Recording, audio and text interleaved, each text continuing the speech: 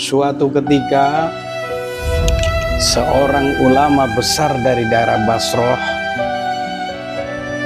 bertemu dengan sekelompok pemuda yang hendak bertanya kepadanya. "Imam," kata para pemuda, "di dalam Al-Quranul Karim Allah Subhanahu wa Ta'ala berjanji, ud'uni astajib lakum. Berdoalah kepadaku, niscaya akan aku penuhi doamu. Mintalah kepadaku, niscaya akan aku kabulkan permintaanmu."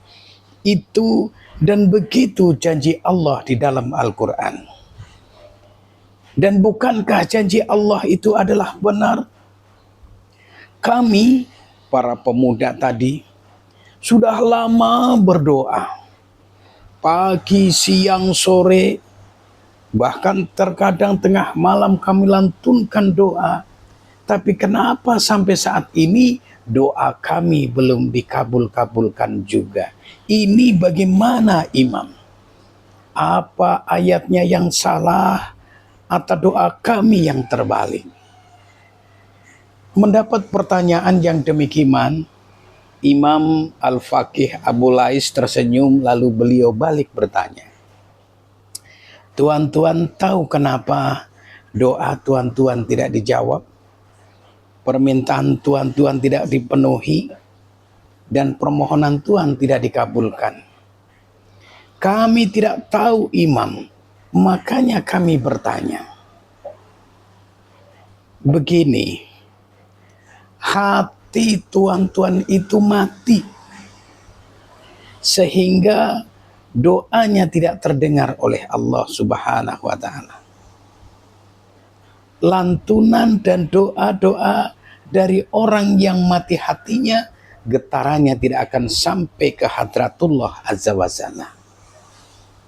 Hatimu mati sehingga doamu tidak ada getaran, tidak timbul gejala, dan tidak ada setrum. Dan doa dari orang-orang yang mati hatinya, getarannya tidak sampai ke hadratullah Azza wa Jalla. Lalu apa yang menyebabkan hati kami mati, Tuan?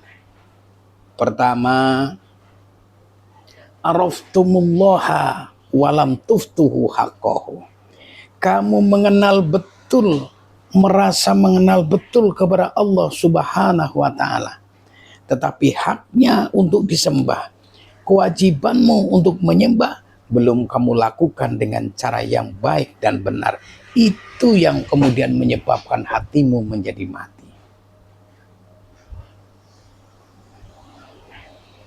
Allah tidak akan mendekat kepada kita kalau kita tidak mau mengadakan pendekatan kepadanya.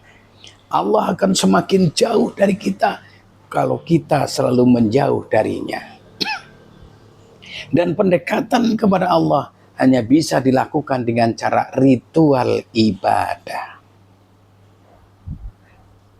Dan menemuin Allah seminggu sekali di hari Jumat, atau sehari cuma 2 kali, subuh sama maghrib, doa cerewet banget, minta ini, minta itu.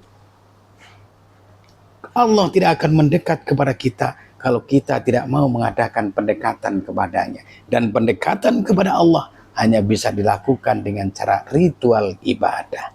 Yang kedua, qara'tumul Qur'an walam ta'malu bih. Kamu gemar membaca Al-Quran. Kamu suka membaca Al-Quran, tetapi kamu tidak mau melaksanakan perintah-perintahnya. Kamu suka membaca Al-Quran, tetapi isi daripada Al-Quran kamu injak-injak. Itu yang kemudian menjadikan hatimu menjadi mati.